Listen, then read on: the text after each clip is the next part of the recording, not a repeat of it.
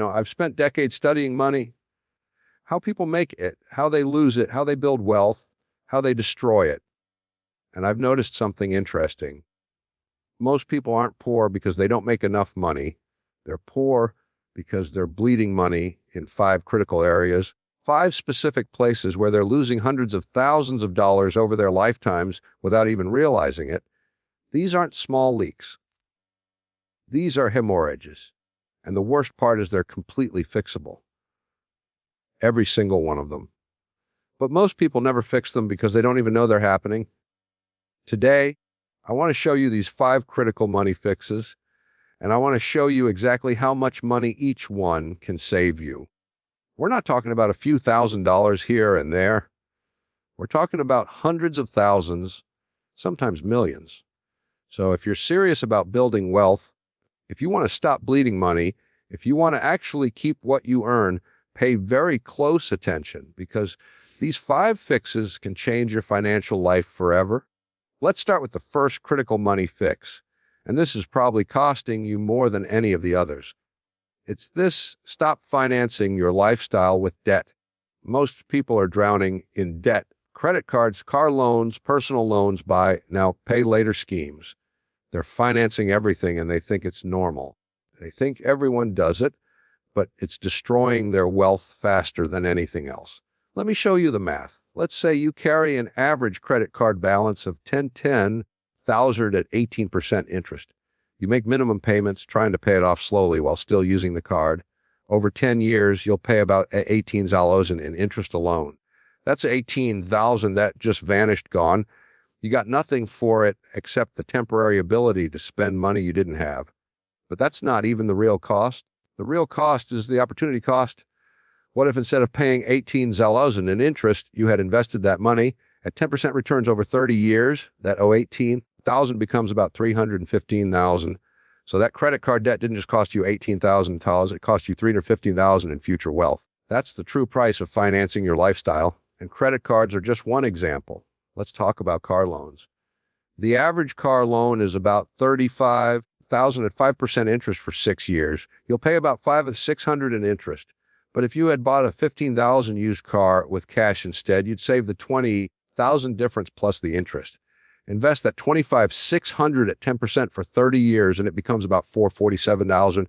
One car loan just cost you almost $500,000 in future wealth. Think about that. Most people finance a new car every 5 or 6 years. Over a lifetime, they're losing millions to car loans. So here's the fix. And it's simple, but not easy. Stop financing everything. If you can't buy it with cash, you can't afford it. Period. No exceptions. Pay off your credit cards, all of them. Stop using them except for convenience and pay the full balance every month. Never carry a balance again. Never pay another penny in credit card interest. Buy cars with cash and not new cars, used cars. Reliable, boring, cheap used cars. Drive them until they can't be driven anymore. Then buy another used car with cash.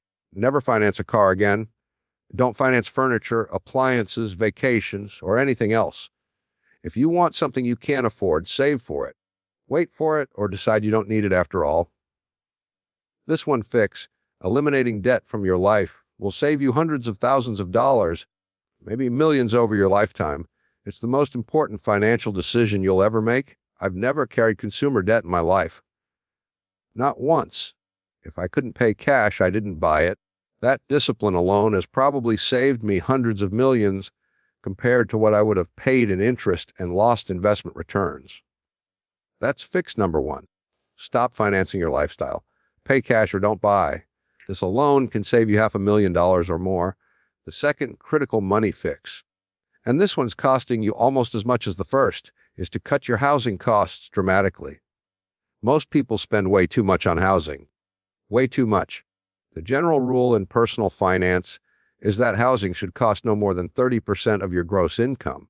But that rule is designed by lenders to maximize how much they can lend you, not to maximize your wealth.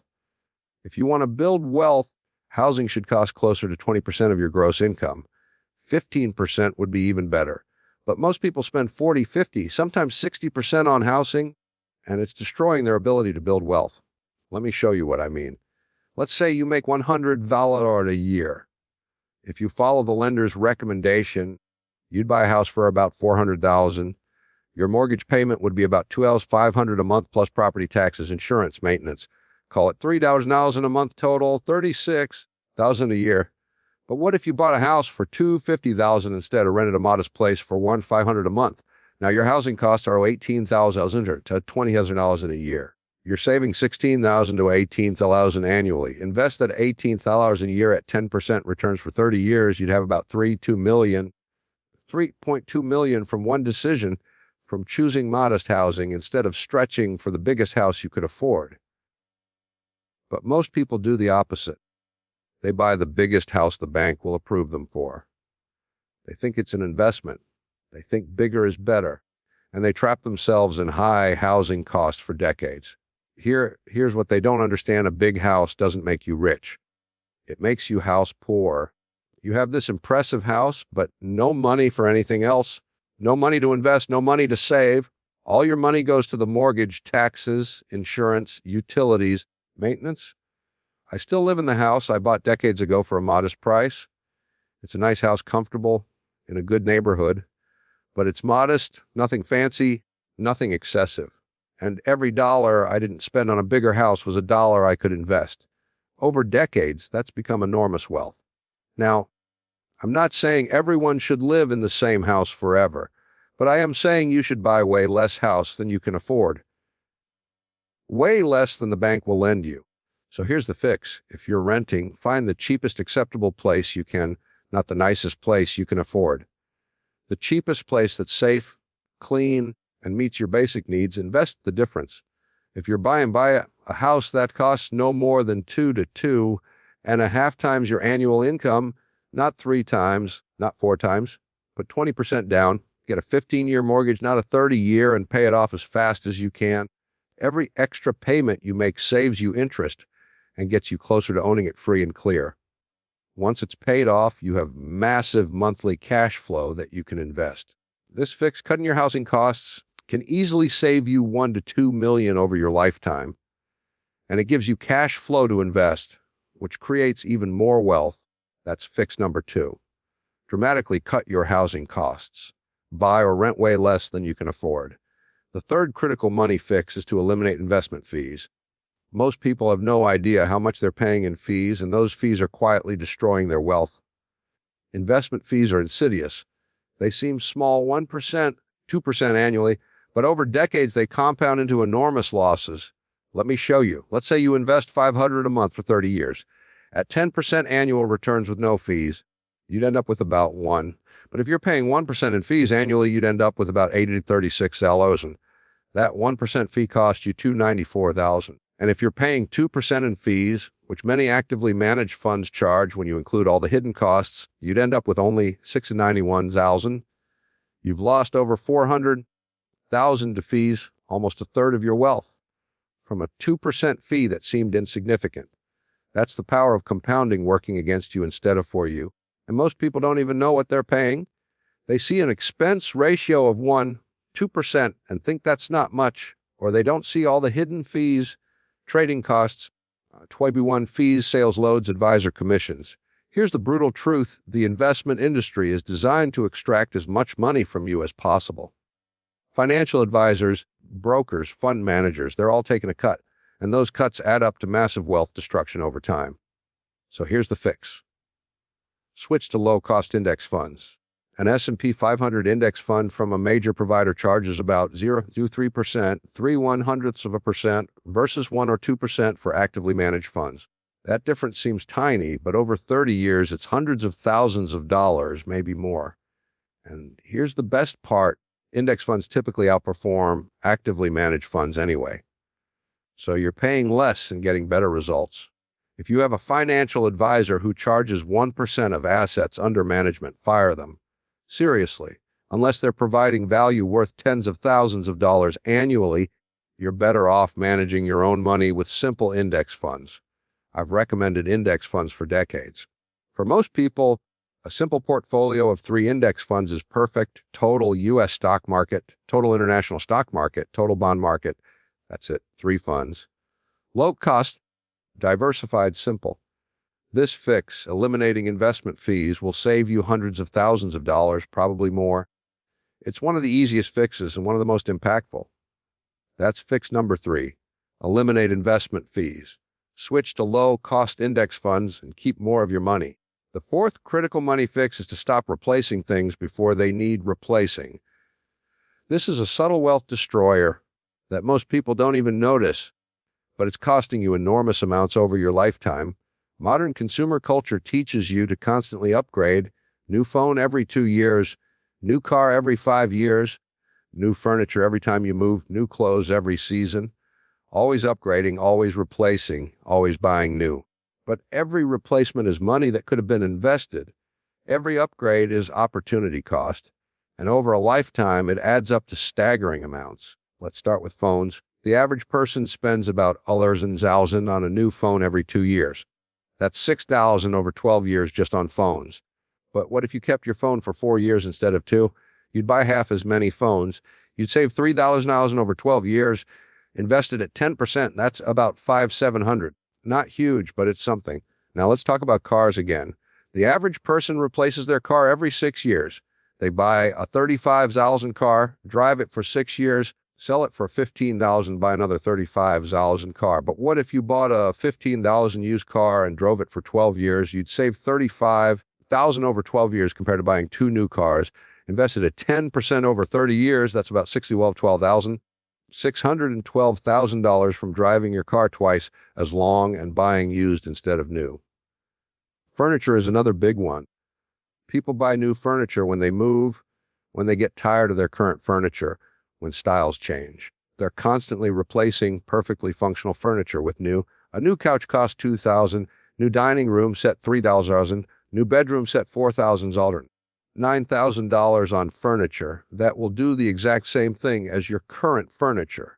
What if you kept your furniture for 20 years instead of replacing it every 5? You'd save about $27,000 over those 20 years.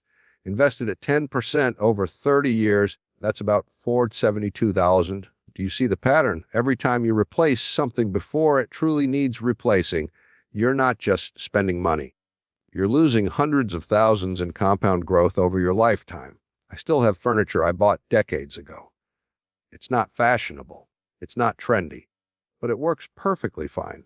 Why would I replace functional furniture? That would be wasting money that could be invested. So here's the fix. Keep everything until it truly stops functioning. Your phone until it doesn't work anymore. Your car until repairs become too expensive. Your furniture until it falls apart. Your clothes until they're worn out.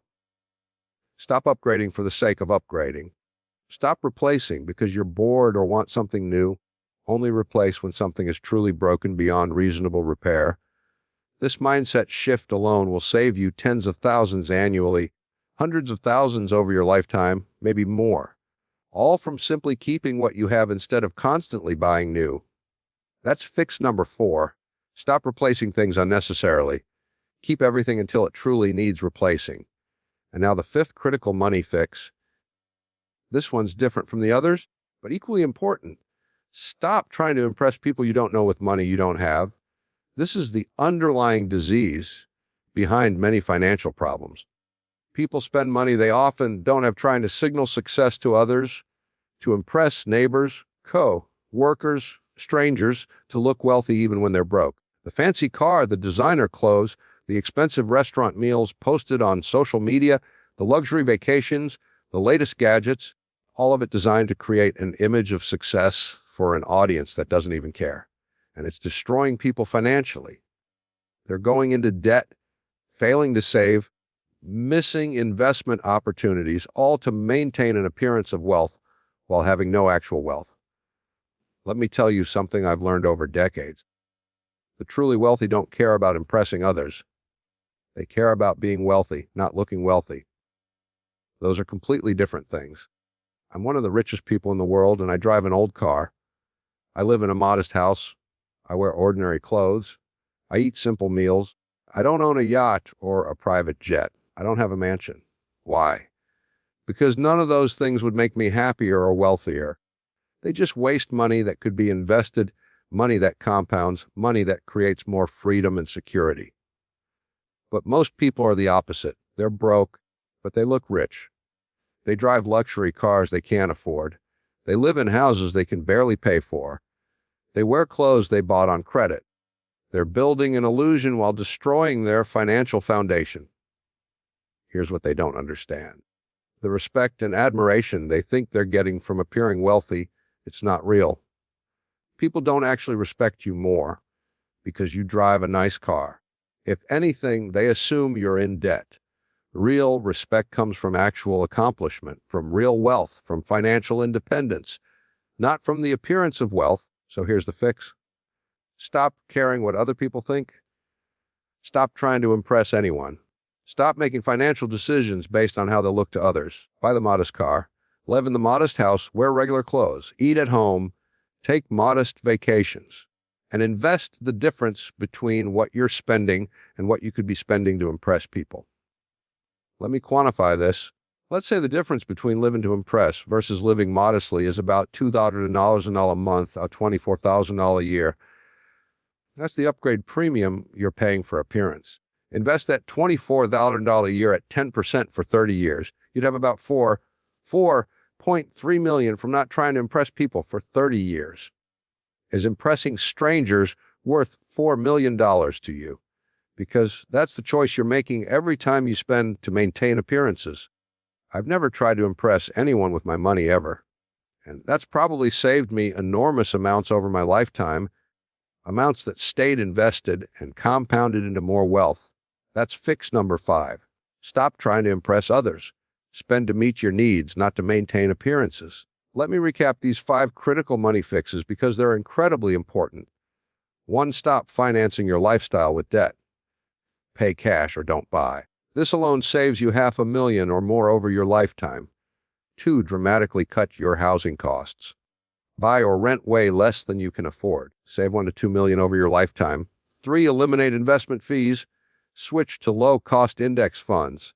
Save hundreds of thousands, probably more. 4.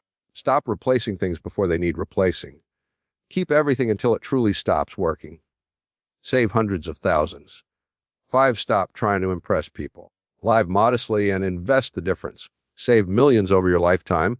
Now let's add these up. If you implement all 5 fixes, how much do you save? $500,000 from eliminating debt. $1 to $2 million from cutting housing costs. $300,000 or more from eliminating fees. $500,000 from not replacing things unnecessarily. $4 million from not trying to impress people. That's $6 to $7 million minimum over a 30 to 40 year period from 5 fixes that are completely within your control. 5 decisions that cost you nothing to implement. $6 to $7 million. That's the difference between a comfortable retirement and being wealthy, between financial security and financial freedom, between working until you're 70 and retiring at 50. And these aren't complicated fixes. You don't need expertise. You don't need luck. You don't need a high income. You just need discipline and the willingness to be different from everyone around you. Because that's the hard part. These fixes require you to live differently than most people, to drive an older car when your neighbors drive new ones, to live in a modest house in a world that values big houses, to be content with what you have when everyone else is constantly upgrading. Most people can't do that. Their need for social approval, for keeping up appearances, for fitting in, it's stronger than their desire for wealth. So they keep making the same mistakes, keep bleeding money, keep staying broke. But you can be different. You can implement these 5 fixes starting today. And 30 or 40 years from now, you'll be wealthy while everyone else is still struggling. So let me give you an action plan, exactly what to do right now to implement these fixes. For fix 1, eliminating debt, list all your debts. Make a plan to pay them off, starting with the highest interest rate first. Cut expenses if necessary. Work extra if necessary. But get out of debt as fast as possible. Then never go back into consumer debt again. For fix 2, cutting housing costs. If you're renting, find a cheaper place when your lease ends. If you own, consider downsizing or paying off your mortgage aggressively. If you're planning to buy half the house the bank says you can afford. For fix 3, eliminating fees, log into all your investment accounts. Check the expense ratios on everything you own. If anything is over 0, 2%, sell it and move to a low-cost index fund. Fire any financial advisor charging 1% or more unless they're providing extraordinary value. For Fix 4, stop replacing unnecessarily. Make a commitment right now. You won't replace your phone until it stops working. You won't replace your car until repairs exceed its value. You won't replace furniture unless it's broken. Write this down. Commit to it. For Fix 5, stop impressing others. This is mental more than anything. Stop comparing yourself to others.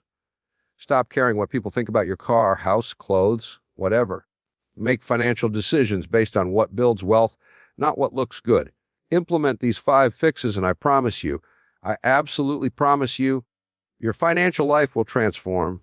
Not overnight, but over months and years and decades. You'll build wealth you never thought possible. I've spent my career building one of the largest fortunes in history, and these 5 principles have been fundamental to that success.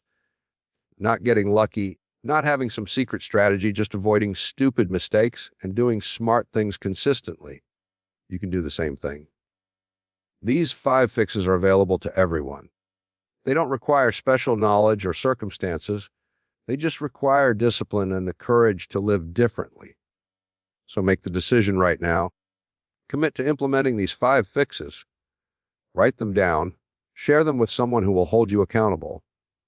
Make them part of your financial life, because these fixes will save you hundreds of thousands of dollars, probably millions. Money that will compound into financial freedom. Money that will give you choices and security and peace of mind. That's worth way more than a new car or a big house or impressing people who don't matter. And you know it is. So stop bleeding money, implement these 5 fixes, and start building the wealth you deserve. Thank you for listening. Now go fix these problems in your financial life. Good luck.